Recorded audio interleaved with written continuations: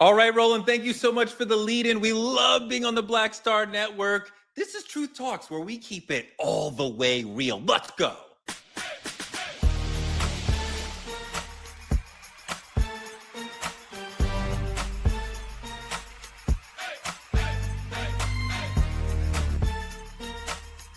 Are y'all ready to roll? Let's go. Welcome to Truth Talks, the show that gives you black people arguing like we're at the barbecue. We used to be the #1 show on Fox Soul. Now we're here with Rowland Martin because we needed a blacker platform, but it's still the opinionated, unapologetic, highly black truth-telling you are used to on Truth Talks. And it would not be Truth Talks if Dr. Cheyenne Bryant was not here. Welcome, my sister. What's up, Truth Tellers? We're here on Black Star Network, like my brother Torre said. And y'all know how we do. We're going to be covering some things. We're going to have different representation, different perspectives on things. You know, I may choose to push back on a lot of folks, or who knows, I may be a little polite to Torre today and agree with him like I do from time to time. You know what I mean? Who knows? We got to tune in to find out. Tune in to find out. Keep it spicy. Don't make it easy for me. This is the show where we disagree. I'm old, they're young. We're left and right. We're American and Canadian. Speaking of which, there's Sarah Fontenot. Welcome. What's up? So happy to be here. And like a barbecue, we gonna keep it spicy, okay? Truth Talks. Let's get it. Indeed. And our other newest co-host, young big bro, Dimitri Wiley from the Lost Lover Boy podcast. Welcome. I'm trying to be found out here in these streets. So Miss Wiley, if you're listening, you know what I'm saying? Call me. I'm Torre. You know me. I've been in the game forever. Let's get into it. We've been talking with Trending Truths all week about Diddy. We want to give you a break from Diddy, the trial of the century. We've gone through the minutia of that. But there's another story that's going on that also a lot of people are talking about. A legend, one of my mom's favorite singers of all time, Smokey Robinson, in a lot of trouble, accused of sexual assault by 4 of his former housekeepers. A truly gruesome story. We have video from the accuser's attorney. Let's see that. Today against Smokey Robinson. The women who used to work for him say he sexually assaulted them and created a hostile work environment, among other things. Robinson's wife is also named in the lawsuit. It details multiple allegations, some as recent as last year. One employee says Robinson sexually assaulted her at least 23 times. 3 of the women say they didn't want to report it to police, in part because they were afraid of risking the possible adverse effect on their immigration statuses, according to the suit. Another says Robinson's, quote, brutal sexual advances were constant and even predictable while she worked for him. This is horrific. We also see the difficulty for immigrants. Like when immigration is criminalized, then they are unsafe. These people, these women felt unable to say anything, Dimitri, because if I report what happened to me, then I'm going to be in trouble. So then your accuser can get away. And you see this throughout immigration all up. But this is a Smokey Robinson story, and it's a gruesome story. Dimitri, what are you thinking? You know, it's common. This is a common thing. It's what happens when power is in play. Power often plays on blackmail, often plays on your ability to need them to keep your secrets, or them to keep you protected, or you to keep safe from them. So the thing about it is, this is a common thing, you know, but to me, there's so many layers to this conversation, because apparently Smokey's wife was a co-conspirator in all this. Apparently there was white tile laid out on a bed, and this was a routine thing between him and his wife where she would watch and XYZ. I think this is the first time we've seen it in this case. But for me, it's pretty common now at this point. Dr. B, this is gruesome. What do you think? Well, you know, the legendary late Barry White is my uncle. So I grew up around men. Yeah, he's my uncle. So rest in peace. So I grew up around the Jacksons and Smokey Robertson and Glodine White, which is my auntie, and so forth. And I say all that to say, I've never experienced anything like that from Smokey. But again, you know, allegations are allegations until proven guilty, correct? My thing is, I know that what I'm hearing on the street per se is a lot of especially Black men are looking at it like, damn, you know, another one of our legends is getting taken down. And it seems like they're waiting, like Bill Cosby and many other brothers, for them to be of age to start to speak up on these experiences or these allegations. And although, of course, right, legend or not, if you are sexually abusing somebody, a crime is a crime. I'm just looking at it, how it has an impact on our community. In addition to that, I want to say that, you know, in his era, and this is not condoning sexual abuse, not condoning anything of that sort, but in their era back in that day, their climate of how they approached how they dealt with women and those things were very, very different. And so prior to the Me Too movement, men were very vulgar, not saying it's okay, and they were very more firm or sometimes aggressive with women. Post the Me Too movement, men now don't even say you're beautiful. They won't even approach you. They won't even look at you. They're like in a fear-based place when it comes to dating or approaching. So what I'm saying is that now with the Me Too movement, it's much easier for folks to say, well, look, I'm going to come out with my allegations of what happened, because now I know that there is a place for my voice to be heard. And there is a place in the courtroom where this is not normal anymore. No, that's absolutely right. You know, you remind me of, I was on CNN right after Barry White passed. And in the introduction, the anchor is saying, well, he sang these amazing love songs, but he wasn't the best looking man. And as soon as she tossed me, I'm like, excuse me? Barry White was a beautiful man. Like, what are you talking about? Like, get out of here. But what an amazing legend. I want to hear more about that later on. This Smokey Robinson story is horrific. And Dr. B brings up the whole thing of like, are they after our legends? I know a lot of people think about that. I don't think that there is some effort to get our legends. Dr. B rightly notes some folks, Bill Cosby, others being caught when they are older. Well, yeah, that's when they flow out of their zone of power and their victims are better able to say, hey, that person did it, because you don't have as much power as you did at your zenith. I think it's really hard to deal with somebody who is at the zenith of their power. You saw Bill Kelly, R. Kelly, Bill Cosby, R. Kelly, all these sort of people, like when they're at their zenith, it's hard, right? Go ahead, Sarah. Well, I was just going to say, and we were chatting, actually, I was having a conversation with Dimitri earlier about this that's happening. And it's wild because, you know, we were talking about, are people destroying our legends, or is it our legends' actions that are tarnishing their own brands? And I think really and truly, you said, Dr. B, you were talking about prior to the Me Too movement. I personally have been in the entertainment industry for almost 20 years, and I have effectively learned how to navigate the vulgarity that comes, because the truth is, regular men, air quotes here, regular men or normal men are much more appropriate these days, but rich men still are not, because there are still very rich and wealthy men that will say whatever they want to say because they know they can get away with it. And so even for me, a part of me is like, dang, are modern day women like getting soft, or am I just so groomed into that I've normalized that bad behavior where I learned and still do laugh it off? This story. Yeah, I want to say some real quick story to that, because that's a good point, Sarah, because you may laugh it off, right? And I get that, but there's other women who it is very traumatizing to. It's other women who do see it as sexual assault, and they do see it as the Me Too movement. That's how the Me Too movement was created, was women saying, listen, me too, I'm not okay with it, right? And so we got to normalize respect. We got to normalize boundaries, but we also have to normalize letting a man be a man when he is appropriate, when he is trying to approach, when he is trying to make more of a positive gesture and not a sexual assault.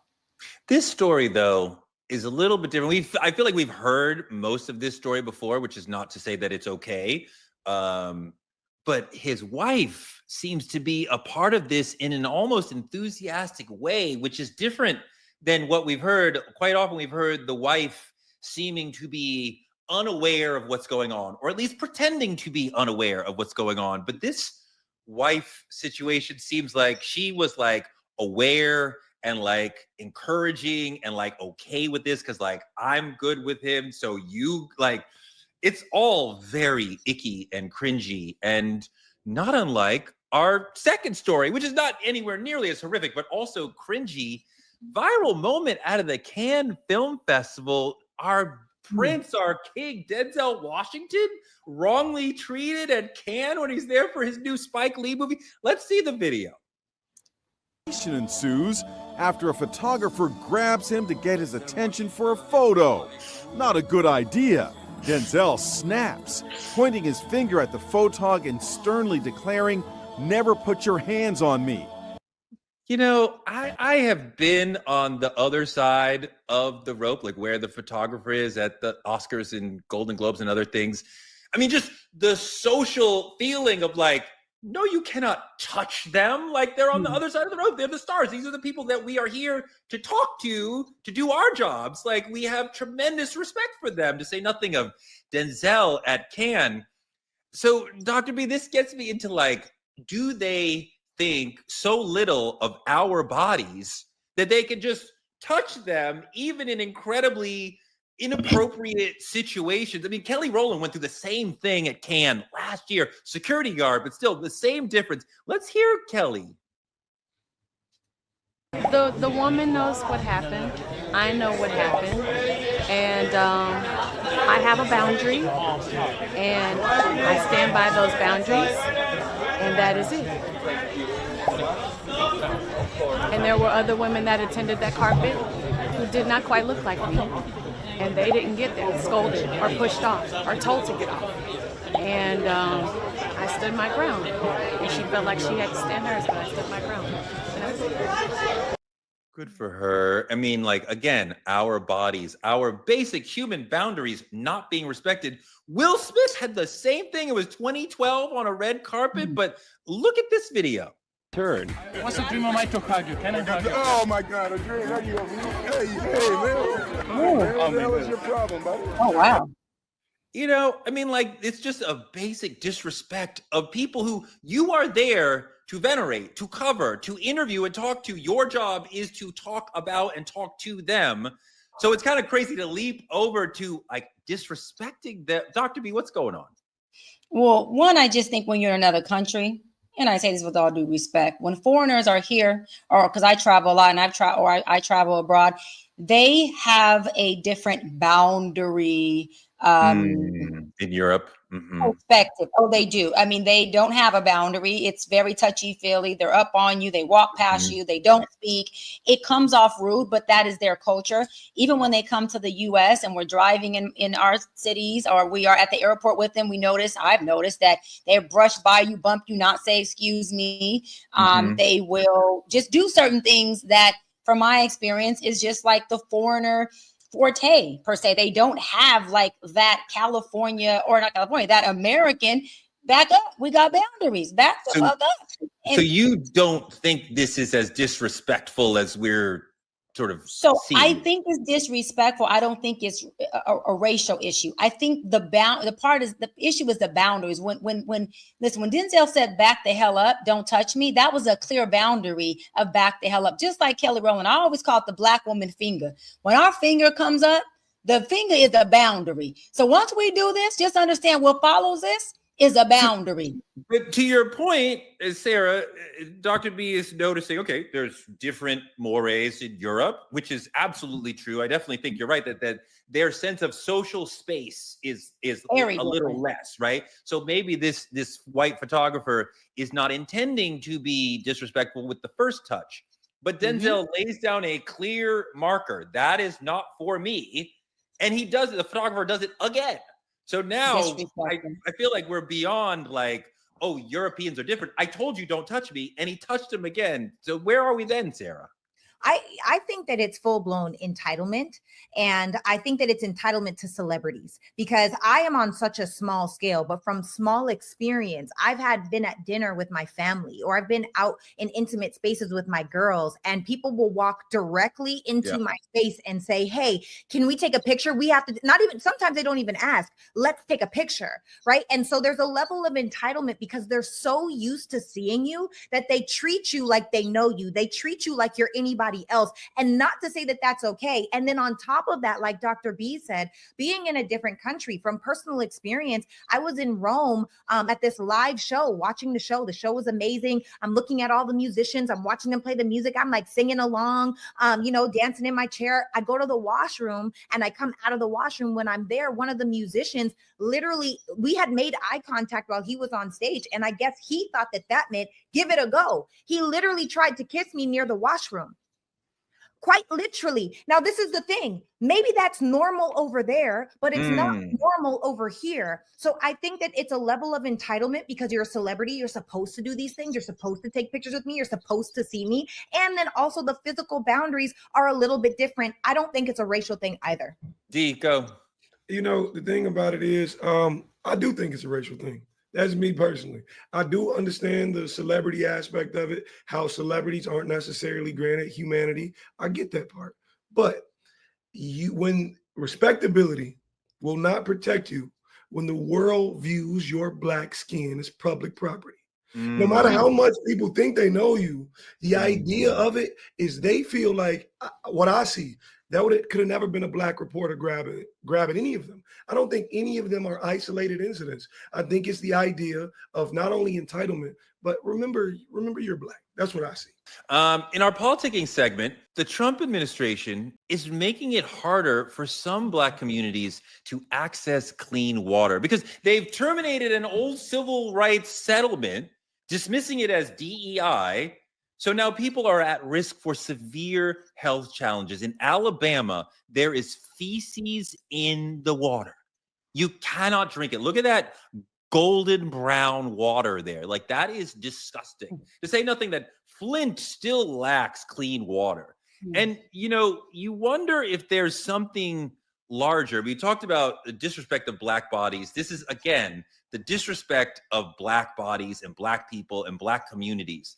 But you wonder if there's something even more insidious going on, Dimitri, in terms of are they doing this sort of thing to get at us, to mess with us, because they know our birth rate is outpacing theirs. So maybe there's some higher plan of let's really screw with them on a physical, neurological level so they can't ever get strong.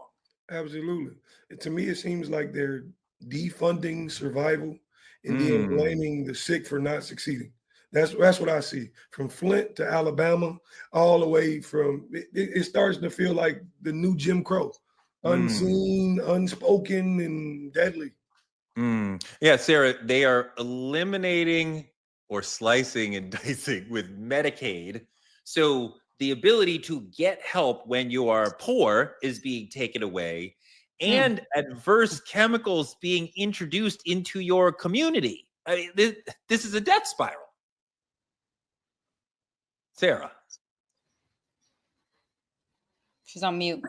I was unmuted. I couldn't agree with you more in the sense where sometimes, I don't think it's necessarily throwing away the blacks as much as it is throwing away the impoverished people. It's so to suppress those that are in poverty. And, I think about the Flint whole situation, how they still don't have clean water. Well, right. You know what? That happened in 2014. We're now in 2025, and they just got paid a $626 million settlement, but only 80% went to the people that actually had the claims. And it's no different inside of Alabama. And the problem and the thing that we really need to rally against is what this dirty water is causing. It's causing cholera. It's causing diarrhea, dysentery. It's causing typhoid, hepatitis A, polio. There are so many different things that this water can do, bacteria, even death. Let's just keep it real. That's as bad as it gets. That's worst case scenario.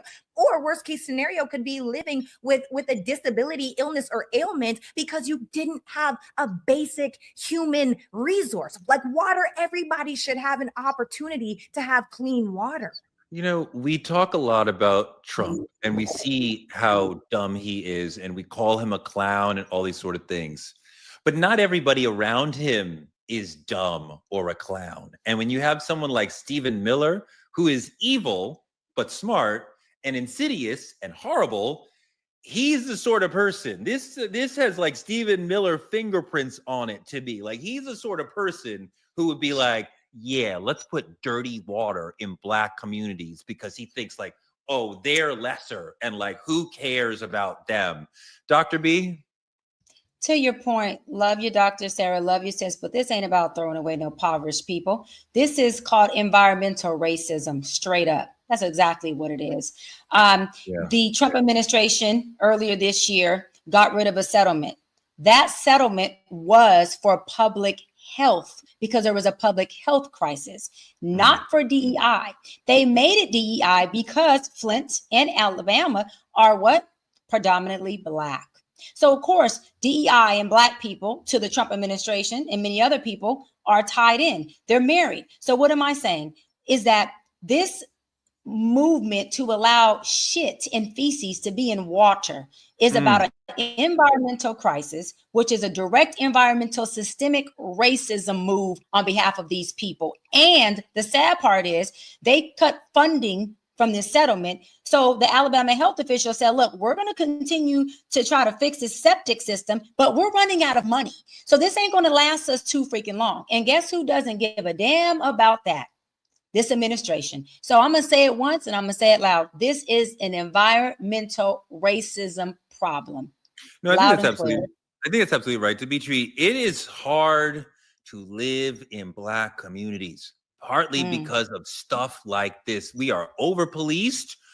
We are under-resourced. Quite often we are in food deserts. And then you get environmental racism like this, that this specifically can lead to neurological damage in children. A lot of the kids in Flint who went through all this crap the last decade, neurologically damaged. You're never going to get past that. Like that will affect you your entire life. This is a real tragedy and yet another challenge of living in a Black community. Oh, absolutely. I think now is the time we actually start to do something.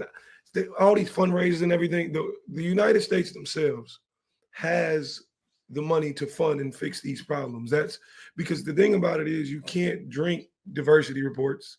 You cannot clean wounds with fucking press conferences. You gotta actually get out and do something. But the thing about it is, if it's systemic, if this is intentional, there's your problem. They want it to last. Because to Dr. Brian's point, if it's environmental racism, it's done for a reason on their end. But we should step up as well to do something. Sarah, what do you want us to do for us to make this a little bit better?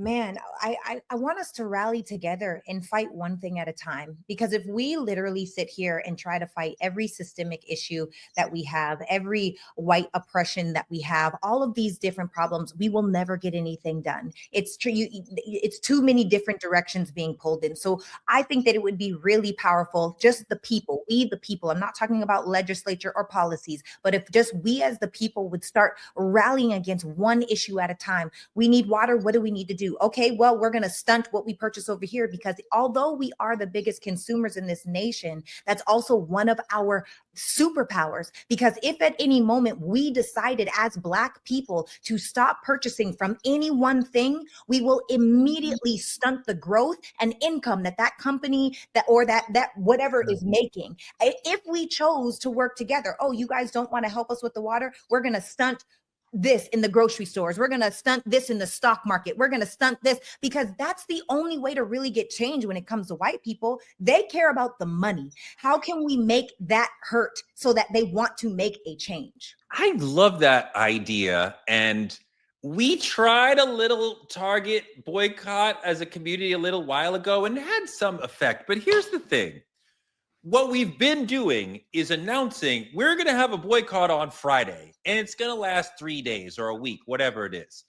So what that does is it gives the corporation time to get prepared. It gives them time to say, don't worry about the numbers here because they're boycotting us. And we know when it's going to end. A real boycott the company would not know it's coming. They would not know how long it's going to be. They would not know they would be freaking out like we are, but we are giving them too much information. That's good. That goes back to the Black war room. right? That goes back to us coming together as a community and strategizing the plan together, not just putting it on social media. Actually, like you're saying, don't put it on social media at all. We need to come together as a community and rally against one thing at a time. What is the most pressing? And then work our way back, make majorities, have votes, like really make it like this is the community village where we are trying to do the best for the colony. But I think that a lot of us are more selfish than anything else, or we're just stuck in our own day and lives. So wait a minute. Now you give me a beautiful lead in there to the main topic, right? Because we've been talking about community, and what we kind of want to talk about as we broaden this out a little bit is gentrification and why gentrification is bad, or if it even is bad. A lot of times when we're talking about gentrification, we're talking generally about poorer communities, quite often in the middle of cities, inner cities that we used to call them, where developers come in, new housing, new businesses, you get a Starbucks, you get a glass apartment building, you get a new Target, you get a new Apple store, and the community value rises and the usage of the community rises. The property value rises. New people, white people, move into the commute, right? Move into the area. We decided in this country, we're going to make inner cities or city areas much more livable. And we have done that. Now, this is great in many ways because it makes the world, like I live in an area, I've been in this area in Brooklyn, Fort Greene, Spike Lee used to live here, his early films. Like the 6, 7 early films were set here or shot here. So you know what this looks like. In the 20, 30 years I've been living here, I've seen an Apple store come in, a Target, an Alamo. So I mean, this neighborhood has like grown and changed. It's whiter. It's more affluent than it used to be. In a lot of ways, that is better.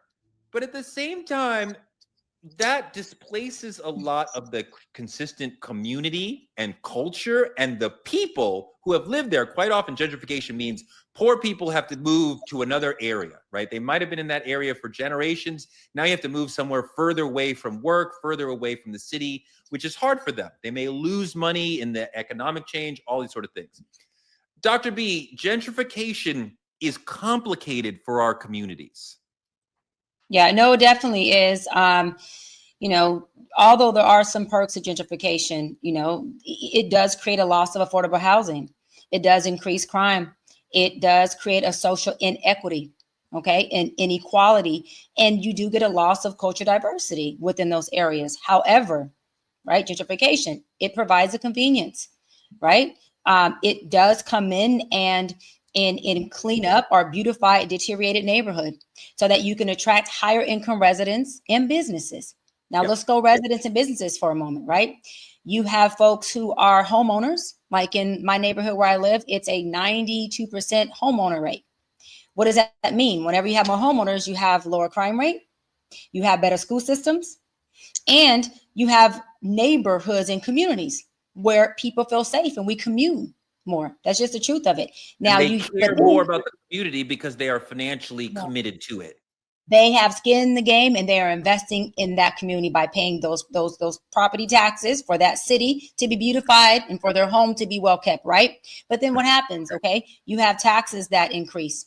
You have folks who can't afford the cost of living in that area because in order to bring in this gentrification, you got to have money that you put into it. And then you have to expect folks who live in it to pay higher tax rates so that they can kind of pay back the gentrification that you just did. So it does push out a lot of our people. But I think the bigger question is, how do we help our people help themselves become more socioeconomically stable and established so that gentrification becomes a convenience for them and not a hardship where they end up more impoverished than they were before? Because what I've learned, and I'll land on this, is you know, because as NAACP president, we talk about the gentrification thing a lot, and I happen to be one that is for it.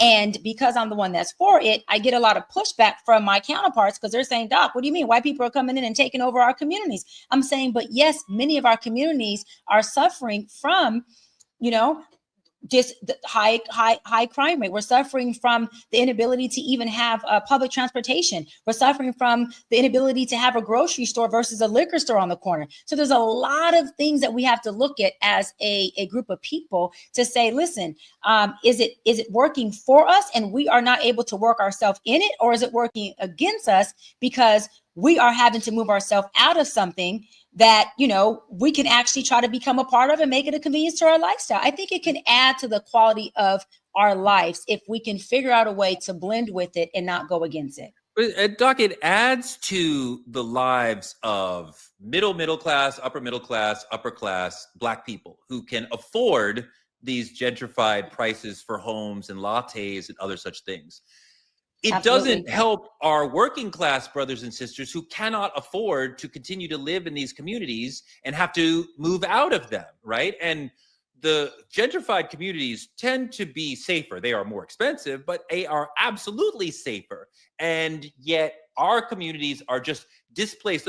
Put up the picture again with the different houses, and you see the difference between pre-gentrification and post-gentrification. They're not respecting the community, right? They're not respecting the people who live there. So there is a challenge. I find it hard to understand why you're like, I'm pro-gentrification when it is nuanced and complicated. I understand the value of gentrification for some people, and it is very difficult and dangerous for some Black people as well. Yeah, because you know why? When I go into our inner cities, you know what I see? I'm a little girl from the inner city. I grew up in the hood. Very proud to say that. Went from the hood to the hills. When I walk around in my neighborhood as a child, when I go back to it to give back, because I give back all the time as much as I can, I still see the same rhetoric where there hasn't been gentrification at. There's still a liquor store on every corner.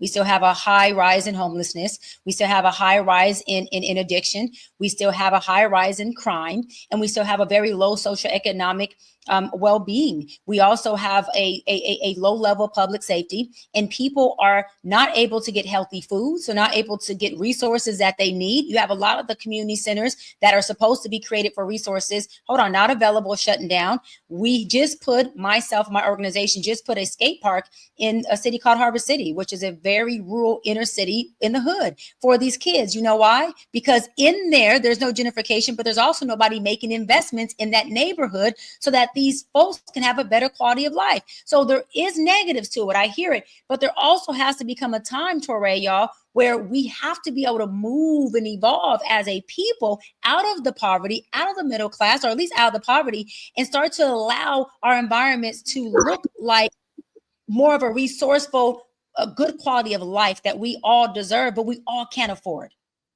I think, and this is just my opinion, I believe it's a double-edged sword. You grab it from one way you cut, you grab it from another way you cut. Because the idea of the hood, I grew up in the hood my whole life. West side of Chicago, if you come here, they refer to it as 290, XYZ, blah, blah, blah. But the reason the hood is because there's less ownership there, right? Ownership will benefit from gentrification. It's not cleaning up the hood if you have to remove the people. Right. In order for them to enjoy it. You understand what I'm saying? It does not make sense. If you're literally, for some people, for the middle class, like you said, Tori, for the middle class, yes, it's a coffee shop. For others, it's a fucking eviction note behind the coffee. Right. It's different. And the thing about it is my grandmother was barely paying her mortgage, barely. Ended up taking out a second mortgage, XYZ. And granted, I was a lot younger at the time. Proud to say I now own that home that my grandmother grew up in. Amazing. But the thing about it is, it's in that neighborhood in Chicago that they're trying to gentrify. It's right next to the United Center out here where the Bulls play. So for me, I've witnessed it firsthand. I've witnessed a Starbucks pop up out of nowhere, but still next to a liquor store. And the thing about it is, I think this conversation is a double-edged sword because if you do not have the money to sit in the gentrification, you'll never enjoy the gentrification. That's right. I remember going to Philadelphia around Baltimore around the Freddie Gray situation. We covered that. So I was there for a week, like really understood Baltimore. There is like a line, a DMZ that is not crossed. There is a gentrified harbor where there's nice stores and nice cute homes, and the hood don't go there. You can, Like you can get there in 20 minutes, but the hood doesn't go there. They just hang out in the hood. They're not really wanted there. So, I mean, when we have gentrification, it beautifies things for the middle class and the upper class. It doesn't really do anything for the working class. They're just left out in the cold. They're just exiled somewhere else. And look, Tyler Perry is an interesting part of this whole gentrification conversation. He went into his community in Georgia, built this amazing studio where they filmed Black Panther and all these other things. But he didn't just forget about the people around him, because when something like that comes into a community, the property value of everybody around him is going to be raised immensely. But if you can't afford the new property taxes because your house is much more valuable, then you're going to be priced out. He was so smart and thoughtful that he thought of that and paid their taxes for 20 years into the future to take care of, so they wouldn't be displaced the way that gentrification generally displaces people. That is really powerful and beautiful. There are not Tyler Perry's for every community. We will need other ways to save ourselves beyond having a billionaire come in and make it Wakanda. And Atlanta's not even Wakanda anymore, Dimitri. But you know, Dr. B, what are some of the ways that we can do things at the grassroots level to improve our communities and get more of what we need from the political system? I love that question, because that's exactly where I was going, Ray. So as a representative and president of NAACP here, we work with elected officials. I'm also a commissioner for our assemblymen, as well as a California Democratic delegate elected official. So what do? I work with the elected officials to make sure that the developers who are coming into our cities and developing have to contribute or donate a percentile of that development that they will be making money from back into the community. What does that mean? That they have to promise to invest in low income housing within the jurisdiction of where they are developing, or guess what? They do not get the okay from the city council to develop in that area. Why? Because a lot of elected officials were doing pay to play. If you pay me some money, then you can go ahead and play in my jurisdiction and build and develop certain things. And that right there was killing us. The sad part about it is it's not just white politicians who were doing it. You got Black and brown politicians who were letting white developers come in, pay them a nice little amount, shut them up, and build up everything. And now you got politicians who are becoming career politicians and millionaires once they retire, and developers who are coming in, and no one is in the service position that elected official is meant to be in. So long story short, we are making sure that developers have to donate and contribute to the jurisdiction where they're building, to the community of people who they are already building in. And they have to make sure that they keep somewhat of the culture that was already there, whether they let people do like, you know, art, they call graffiti art here in Los Angeles on the walls in that community, right? Or they have to add some type of like whatever culture that was there. So yeah, those are some of the resolutions that we've implemented. Yeah, graffiti is art. Absolutely. Dimitri, go ahead. I'm gonna speak to the exact same point from a different standpoint. And I briefly touched on it before we had our technical difficulties, but not just me. I was not the only one who purchased my great grandmother's home. She owned it since 1970. I purchased it because no one in my family was willing to do so until I was of age. But me and 3 of my friends now own property that was in our family to keep it there. We refused to lose it to the city. I refused to watch all the hard work and fight my grandmother put up go to waste, because what was going to happen is someone was going to move on in. A 4-layer brick building would have been bought in seconds. Her property is now valued at over $800,000. So it's not just what the city can do, it's what the people can do. It's when you care, when you actually put the thought in saying, because I can't control, I grew up in poverty, but I can control what happens after the fact. You're 28? Yes. How hard was it to get the cash to buy? You bought an $800,000 house? No, so what I did personally, my grandmother still owned maybe $50,000 left on this building. So quick claimed it over to me, paid the $50,000, reconstruction loan, fixed the whole building. See, that's Go on, how Dimitri. we Go help on. each other and pass on. Because so often in our communities, there's something we call a negative inheritance, right? White people generally don't have this. We generally have to take care of our elders near the end of life.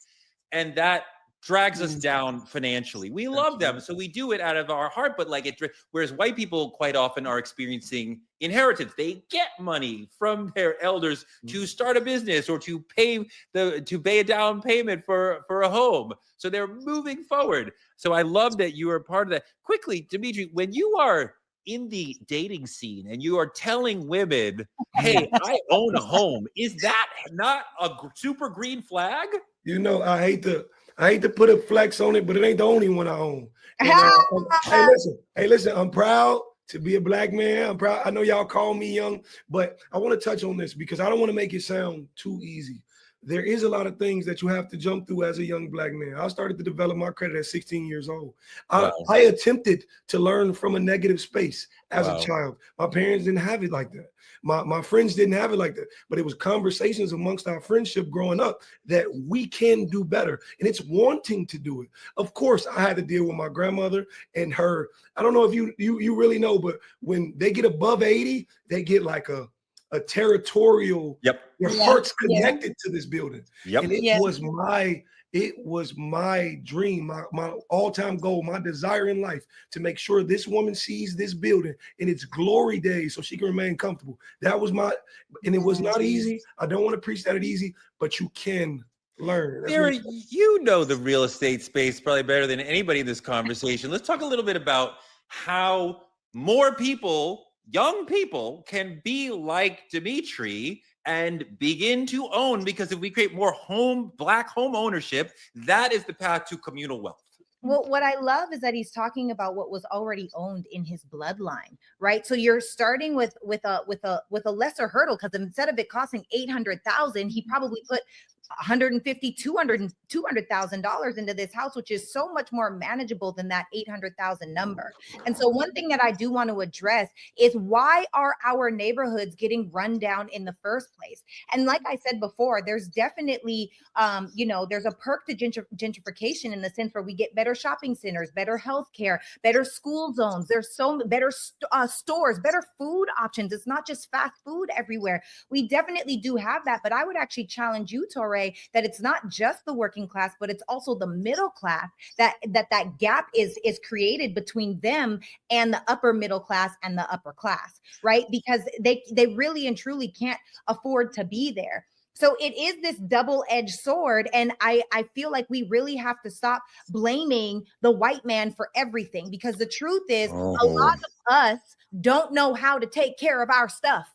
A lot of No, let me just say this, because when I go to my great aunt Marge's, okay, I lived with my great aunt for 3 years in Compton. She's the one that taught me about credit. She's the one that taught me how to make a bed. She told me, Sarah, a man will never love you if you don't make your bed. She gave me real, raw, unfiltered, right? Yes, thank you, Aunt Marge. I say that to say, when I go to my Aunt Marge's house, she still has the couch with the plastic on it. Oh my God. Has the running carpets that you have to walk on. Don't you dare step off of that carpet. Shout out to you, Aunt Marge, for keeping your stuff together. She still has, she has cleaners that come and dust. And when it started, it was a 2-bedroom house with a kitchen, and it was so small. She's expanded on her land that she has. She's added an additional sitting area, a whole additional room in the back area. Like, she's taken what she's had and she's expanded with it because she takes care of her stuff. And I do want to challenge that a lot of us Black folks, especially impoverished Black folks, don't take care of the things that we have. And God does no mess. That is not my experience, Sarah. Not my experience that poorer people don't take care of their things. I think many of them absolutely do. I don't want to make a generalization about every single person, but I think a lot of them take very good care of the small number of things that they have. I don't want to cast aspersions on my working class brothers and sisters, but just to pull back for a second, I think that what happened to inner cities in our country is that when we in the 50s, when we were more of a manufacturing nation, the notion was have factories in the city because that's where you could afford. You get lots of workers would live in easy working distance of the factory. A lot of those would be working class people because working class people tend to work in the factory. So they wanted to be near the factory. And the Great Migration sent a lot of Black people from the South to Chicago, New York, LA, where they worked in inner cities. many of them didn't have much money. So yes, these neighborhoods were difficult, right? And white people, especially the white power structure, made them more difficult. As we go into the 90s and the 80s and 90s, and we're moving away from manufacturing, America does not make anything anymore. The inner cities start to revitalize. Gentrification, they look nice again. So, Black people shunted out to the outer areas of these cities. So it's not like our fault that we were pushed into the inner cities because that's what we were better for workers, and then we're pulled out when that's better for white people. I love this idea. A good friend Jody of mine once referred to me as a Black unicorn, and I take it, I hold it dear to my heart. I appreciate it. But understand this. The thing about it is, and Miss Sarah, I love you dearly, but I have to completely disagree. I have to completely walk the other direction. For me, I am a product of all I did not see. That's the rarity. That's the only one rarity I can give you. What do you mean? What people don't understand is, what does that mean? When you're born into poverty, right? This is generational. It doesn't just abruptly come to an end one day unless someone makes a difference.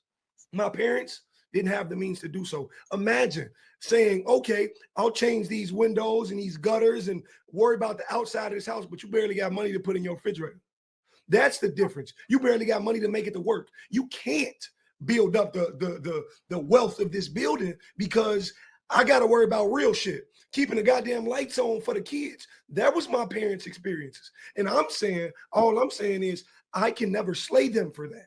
I've witnessed my parents change and become generationally better than what they've had to deal with from learning from their child. My mother will tell you. So right. There we go. You have to be a little more careful with the words you spewing. No, Dimitri, I challenge that.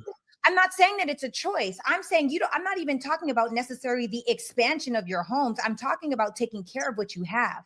I come from poverty. We went from a 2-family income household to one because my dad ruptured a disc in his back when I was 10 years old. And I saw my mom have a full-time job, going to school full-time to get her master's in engineering, all of us kids taking care of my dad and also trying to make sure that we weren't homeless. So I'm not saying I'm a stranger to freaking poverty. I know what it's like to even moving to America, I had to choose between, was I going to put gas in my car or food in my fridge? I was that girl that was digging in the couch trying to find change so I could put $3 on pump 5, and not because I was in a rush, but because this was literally all that I had.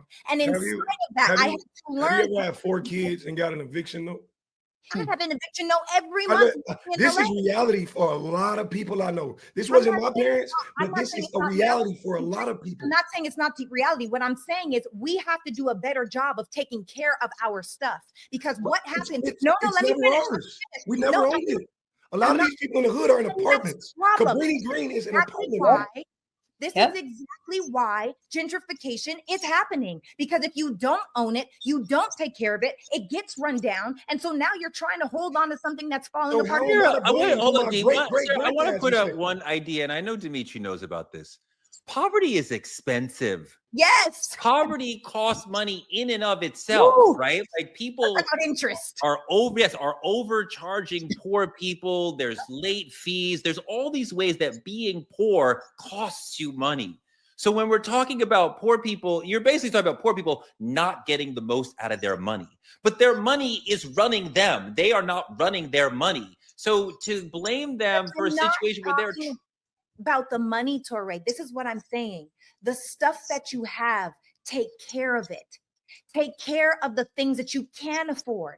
Because if you don't have to have the Rolls Royce or the Mercedes Benz or the BMW. You don't have to have that. You could have the 2001 Camry, but you clean your car. It's not you have stains on your carpet and dust inside of your vents. It's you take care of yourself and you take care of your stuff. And a lot of us, we're so tired and we're so exhausted and we're so impoverished that now it's for us not to just hold on. Let me go a step higher. I listened to the show as we're doing it, and that sister right there said she has no poor friends. All her friends are rich. I was just gonna say that. I was just gonna say she contradicted herself. I was just gonna say that. But that's not what I was gonna say. The bigger picture is because I want to clarify that really quick. I didn't grow up inside of privilege. I came from poverty and love. I built my privilege. I built my businesses from the ground up. Literally, I got sued for $3,500 worth of late fees because in my Hollywood apartment that I lived in for 4 years, I only paid my rent twice on time. So I know what it's like to be there. That's why I don't want to hear excuses about it. Got it. Let me go. Hold on. Let me go bigger really quick. That's Hollywood. Let me go. Hollywood to the hood, to the inner city. Two bit different things. But let me say this really quick. Hold on. When we're talking about taking care of our stuff, and we're talking about taking care of family, and we're talking about generational wealth, and we're talking about ownership, is what I hear all of y'all saying collectively. Okay. That is more than just owning a property in the inner city. Yes. That's also having life insurance for your children. Sure. Okay. That's also teaching Dimitri's son how he created this real estate portfolio. Okay. My father passed away. He was a hood dude. Went from the hood to a well-off businessman. So he made it out the hood. I got a check in the mail. Didn't even know. Life insurance, 2 different checks. I bawled my eyes out. Not because the amount was nice, because my father thought of me post his death. My father thought of me. I ain't telling you. My father thought of me in his legacy in creating after death. That life insurance check is important to kids. Second thing is, we didn't have to spend $1 on my father's funeral, his plot, or anything. You know why? Because to Sarah's point, he took care of his shit. My grandmother, who I took care of in hospice till her last breath 2 years ago, dying from cancer, guess what? We didn't have to pay $1 for hers. You know why? Because she took care of her shit. Now, let me go further. She didn't own a property. She didn't own a business, but she damn sure had life insurance that covered herself so that when she passed away, she did not leave us in debt and we were not in a deficit. Had I paid for it? Hell yeah, I would have paid for it. But the fact that I didn't is what I call privilege, is what I call generational wealth, is what I call taking care of each other. Now, I bought my first house at 19 and created a hell of a real estate portfolio up until right now. I bought an estate 4 years ago and I just built out a compound, which means I have 4 houses on one property in Los Angeles where all of our family can live here. Why? Because that's how you create generational wealth. That's how I let my children that are not even born yet, called preparation and planning for my kids before I have them. I say, listen, all y'all got a place on this one compound. So I don't want to hear anything when mama leaves, in the event I don't get the opportunity to continue to and create. So what I was saying is that it is our responsibility to create and make sure there is equity for the family that we are going to birth and for the family that is here. Dimitri is doing it well. Dimitri is doing it well, Corey. Dimitri, we have established that Dr. Brian is rich. That's fine. Thank you for making that clear. I will say I was a little girl from the hood to the hills, and I definitely went from poor to middle class to a rich BITCH. And I'm going to stand on that shit because I worked my ass off to get here. Here's the thing, Dimitri. Sarah keeps making the point about why don't poor people be cleaner? You're pretty green, right? Come on, man. What are we talking about? I mean, like, is there a problem? You've been in the hood? You've been in the PJs. Is there a problem? Are we keeping it clean in the PJs or not? You know the thing about the hood that a lot of people misunderstand. The hood is literally saying, okay, what y'all telling me is, why don't I make my bed when my room's fucking filthy? The thing about it is, Dr. B, you said something about life insurance. Well, fuck life insurance when you can't afford car insurance. Fuck life insurance when you can't afford living. People, I don't think people understand this though. But to your point, Torre, are we keeping it clean? I'll be honest with you. No, they're not. But the thing about it is, it does not matter if it's clean if you barely have it. The dealership, when they come repo your car, they don't give a fuck if it's car washed or not. It's getting taken. And that's the thing. People are literally making life-changing split decisions with the money they're making. And I don't know if y'all know. Why is it getting taken, Dimitri? Why is it getting taken? Whose responsibility is it to upkeep the things that they obtain? Whose responsibility is it? I'm asking a general question to us all. Whose responsibility is it? Can I say it is an absolute cop-out? Okay. And I'm probably going to piss a lot of people off because I know that the struggle is not easy, but that doesn't mean that it's impossible. And one of the things that we all have to realize is y'all talking about, yeah, I moved from Canada, Regina, Saskatchewan, Canada to Los Angeles. I moved to Hollywood, California. My rent was $781. And every single month I was late to pay my rent. Every single month I was calling around trying to see if I could get help. Every single month I was hustling, trying to figure it out. And you know what? Inside of trying to figure it out, even though I was crying myself to sleep at night, I was putting a plan in place. I may have started broke. It's like the quote that says, if you were born broke, that is not your fault. But if you die broke, that is absolutely your fault. And then if we continue to regurgitate that rhetoric that because it's hard and that you don't have enough money to live your life, that then it's okay for you not to have life insurance. I don't think for you to not take care of your stuff. It's not okay. And I don't And, think what, it's and hold on, Torre, it's because to Sarah's point, I said something very significant. I said my father was a street guy. And even though he was a street guy, he still invested in life insurance. You know why? Because he knew the lifestyle he was living. And it may have not been a promised one. So I want to say this to Dimitri, though, because Dimitri and I do have something in common. We both do come from the inner city. We both are little kids from the hood that happen to do damn well for our family and make it out.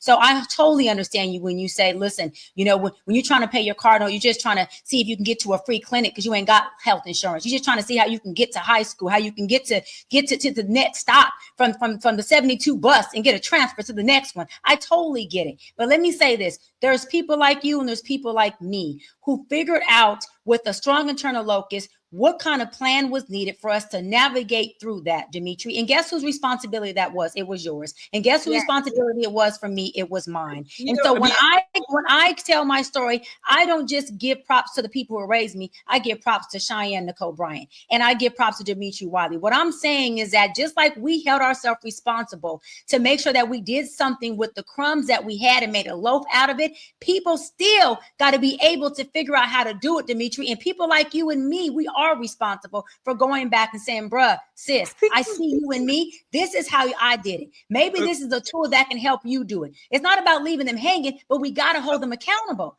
We got to hold people in our neighborhood accountable. I salute you, Sarah, Dimitri. My father's also projects to having his own business and creating the pathway for my life.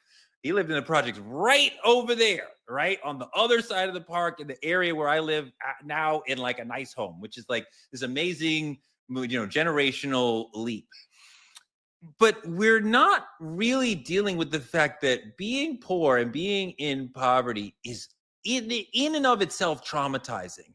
And I applaud you, Sarah, for being able to have a long-term plan in that situation.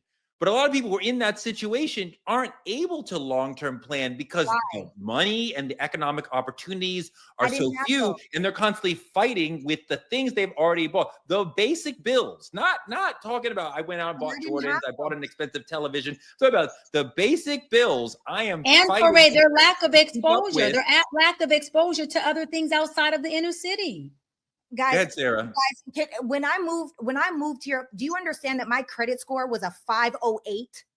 Because having no credit is worse than having bad credit. So I couldn't rely on the credit system. I couldn't rely on my parents. I couldn't rely on my friends. And this is what I'm saying. I'm not saying that every excuse isn't valid. They probably are so valid. However, they don't give you a result. And so when we're talking about gentrification, we cannot continue to blame the white man. We've got to blame our own decisions and not being willing to do the work necessary. Here's the thing. If some people escape, absolutely, and good for them. And I'm glad we use the word escape because it is hard, right? It's not easy. What my father did, what Cheyenne's father did, is very, very difficult.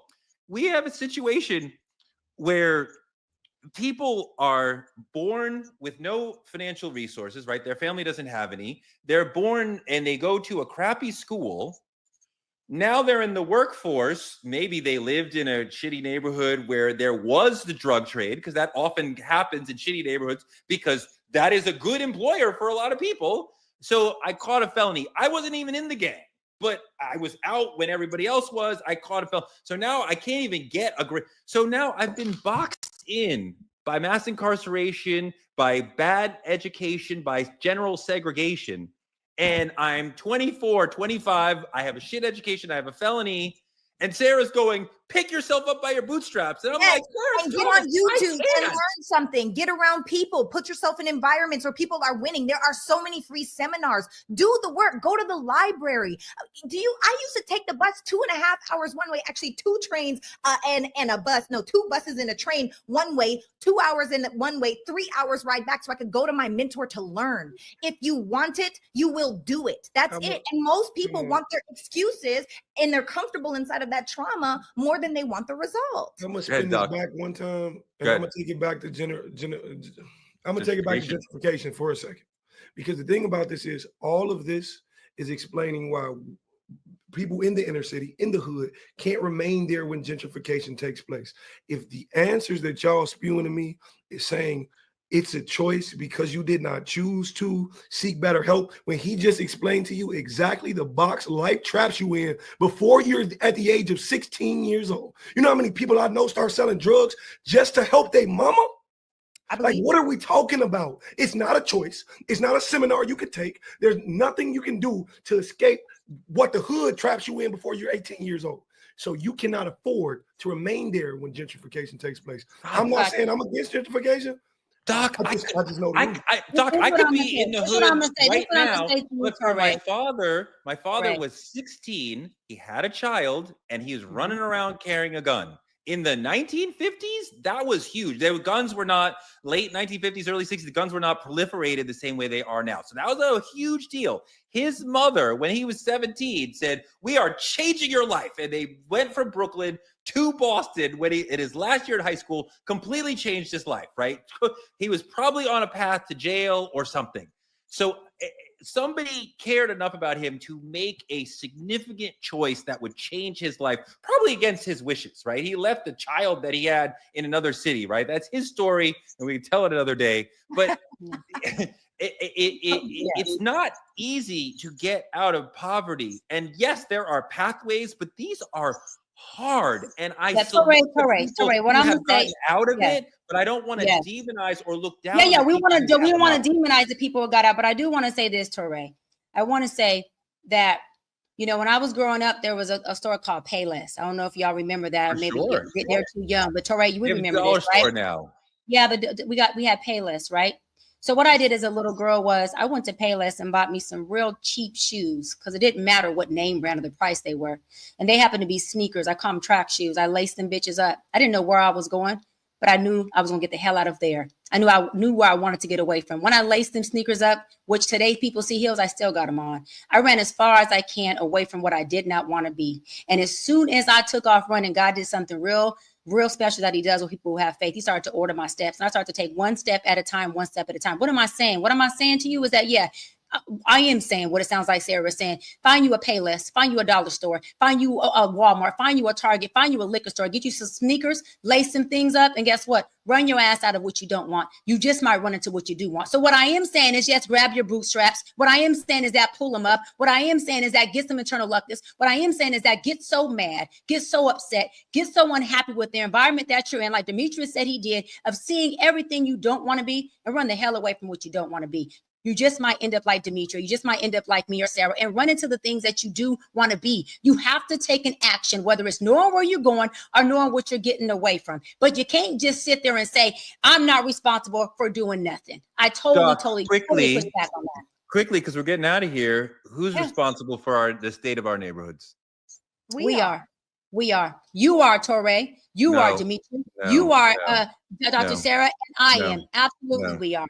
No, it's white people. It's white people. It's always white people. The correct answer is always white people. And you'll always be powerless, and you'll always be at their footstool if you think like that. So sorry that you have that limited thinking. White, it's not limited. I have an understanding of the game. White supremacy is in control of our system. Of you. It's in control of you. It's not in control of me. If I could play devil's advocate, you too. You're just not admitting it. It's in control of you. It's in control of you because you fall prey to that, because maybe you need a little more hood in your life, but it's not in control of me, baby. No, I am completely aware of the You're actual very reality of unaware. the politics of the country. You're If I very could be a unaware, devil's because if advocate. you were aware, you will understand that it does not control you. You have a mind that's not in captivity. But as long as you have that slave mindset, Stockholm syndrome, then you can say that the man who's white runs you. I don't have the same narrative. You keep yours, and I'm gonna keep mine. You Mine can is more make important. up whatever narrative you want, No, but they you have can say all the what you- money, they have And all you the can power, say they what you run can all need the to, companies. Like, you you're can just- say what you need to stay an inferior black man to the superior white man, but I still will love you There's and have no, your no, back. no, no, And no. that's not There's the no narrative. superiority. That's not they the are not narrative. inferior to us. They have more You're power infe- than us. They have more We money are, than you us. are inferior to your problem, my love. You are inferior to your problem. You are powerless to your problem, my Well, love. yes, I am inferior to white Very supremacy. much. Absolutely. My There problem you is go. greater than me. I cannot I just said super it. my problem, which is white supremacy. That is the biggest.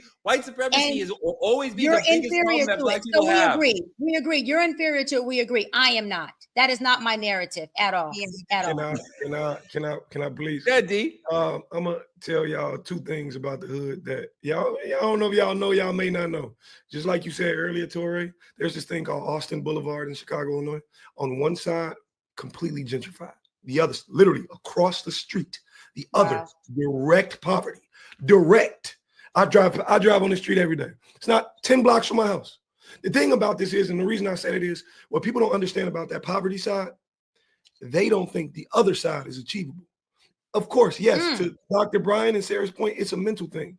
But what people don't understand is it's a mental thing due to white supremacy, due to the past. If you're born into a hole and you've never seen light, you'll never understand what that looks like. You understand what I'm saying? Until you discover it. I looked around, I seen what I liked, I implemented it in my own life. Not everybody has that. But due to the fact of not everybody having that, things are situational. My parents did not believe what I'm doing currently today was possible until I showed them it was. So all I'm gonna say is, when we talk about whose fault is it, or it's everybody's.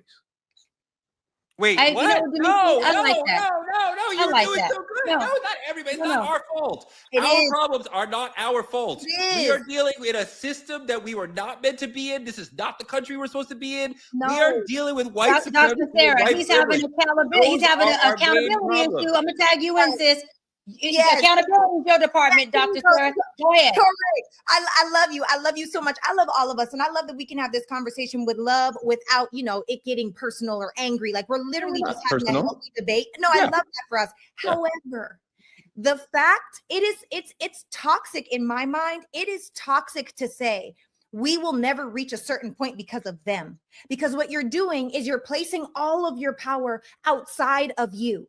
And if all is your power is outside of you, you are powerless to make a change. When you start taking 100% accountability for all things in your life, good, bad, right, wrong, ugly, or beautiful, that's when you can actually change it. When we start managing the energy, one of the things, Torre, we were having a phone call the other day, catching up, chit-chatting, and I was saying, one of the things that I say when I'm really frustrated, instead of giving it my energy, I say, isn't that interesting? And I keep it moving. Because there's no reason why I'm going to allow anything or anyone else to take my power away. Sarah, what is the, you're more Christian than I am. What is this thing? Give me the grace to, what is it? To accept the things I cannot change. How is it? Change, and the power to change the things that I can. Great, because I believe in accountability for the things that are within my control. And if I have any ability to change the situation, I will internally be like, well, what did you do? And what did you not do? But I understand that there is a part of life and a part of living in this society that is beyond my specific control and beyond the control of the specific Black community. And I think so much of the Black community that I understand that there is nothing inherently wrong with us, that we are amazing and beautiful and in the wrong country. And it is only white supremacy that continues to hold us down. There is nothing wrong with us. So let me say one thing. What is not in your control, Torre? What is not in your control? Give us an example. What is not in your control? I mean, if I encounter the police, let's say, we all know that I don't have control in that situation. My God, I was playing tennis. This is a real story. I mean, I play tennis every day, but this happened 3 weeks ago where we got into an argument over whose court it was. It was mine, but she wouldn't get off. I swear she would have been at January 6th if she had enough money for bus fare, right? She had like 97% of her teeth, right? Like that sort of person.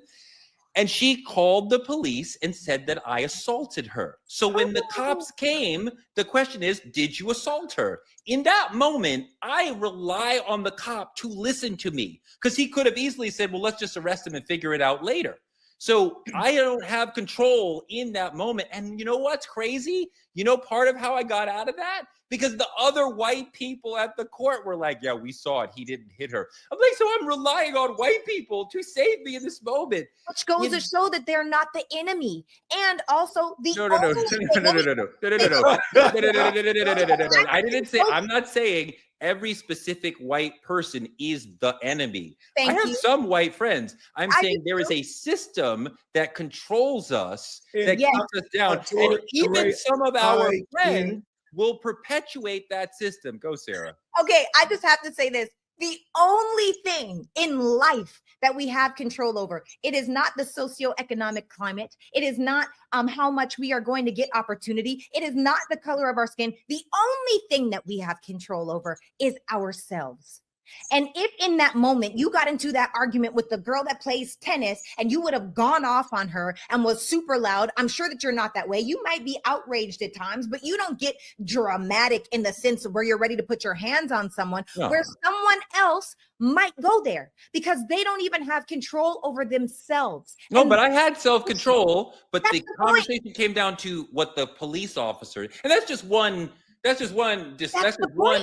No, but hold on. Let me say this really quick because Touré, hang on, the truth is inside of that moment, Touré. Had you been the angry black man, the loud, angry, disrespectful black man, I'm doing quoting fingers for those that are listening. Had you been that person, then the police officer wouldn't have needed the white people. He probably would have already assumed you were guilty just off of your energy in that space. But I wasn't the angry black man, and I'm still vulnerable. Touré, we get it. You weren't the angry black man. That we get your point. What I hear you saying when you talk, that it baffles me is you describe, the exact definition of inferiority.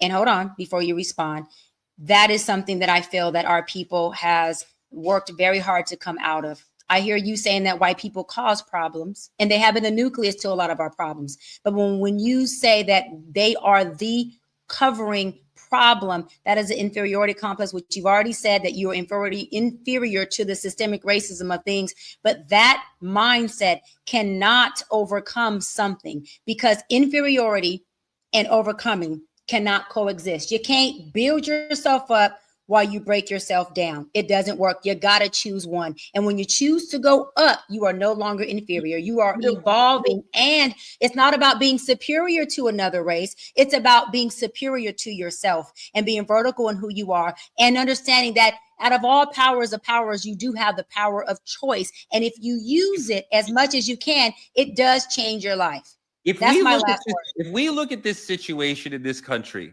and we see white people have a majority of the money and a majority of the power as far as politics and corporations, how do we explain that? How would I explain that to a 6-year-old? We don't have to. We don't have to explain that to anyone. White people are better, or would I say racism explains why we're in that situation? I think the bigger question is, why are you trying to explain it, and who are you trying to explain it to? The explanation of why somebody outside of you is doing anything is irrelevant. What is your black tail doing for change? What is your black tail doing for your family? You are educated. You wrote a book. You're doing better than your parents. What are you talking? Touré, no, you don't have to explain what an outside party is doing. This is in-house stuff. As black people, we in-house. I would feel bad for black people who fail to understand that racism and white supremacy is the main reason for our problems. Because then you would have to blame yourself. And you would have to say, I got to end this here. Y'all, the question is, we talking about gentrification, right? In the neighborhood. Y'all want to know who I blame? I blame my mom. I blame my dad. I blame my ancestors. But Don't I do also blame more than them. I blame the judicial system. I blame poor funding in low funded communities in the hood. I blame police.